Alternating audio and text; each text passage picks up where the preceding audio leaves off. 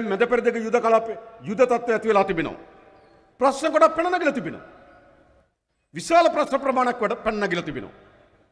විශේෂයෙන් බලශක්ති ක්ෂේත්‍රයේ විශාල අර්බුදයක් මතුවලා තිබෙනවා.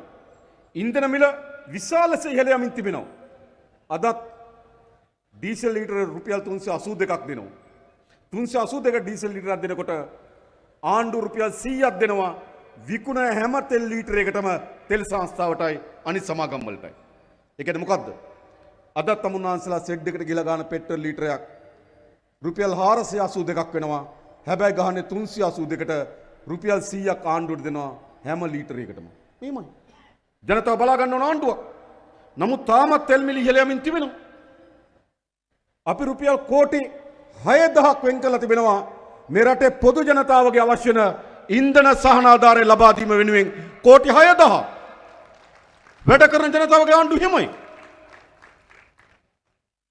හැබැයි තවත් මිල ඉහළ යනවා. සමහර විට තව කුඩා ප්‍රමාණයක් වලට අපි මිල ඉහළ දාන්න සිද්ධ වෙමු. හැබැයි උපරිම ලෙස අපි සහනාධාර ලබා දෙන්න කටයුතු කරනවා. බලශක්ති ක්ෂේත්‍රයේ අර්බුදයක් තිබෙනවා. ගල් අඟුරු මිල ඉහළ ගිහිලා තිබෙනවා.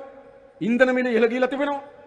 යම් ප්‍රමාණයකට අපේ ජලාශවල වතුර යම් ප්‍රමාණයකට අඩු වෙලා තිබෙනවා. ඒ නිසා යම් මිලේ ඉහළ දැමීම සිදු කරන්න සිදු වී තිබෙනවා.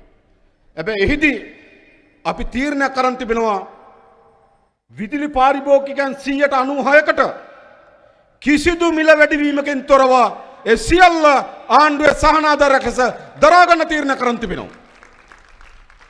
ජනතාවගේ ආණ්ඩුව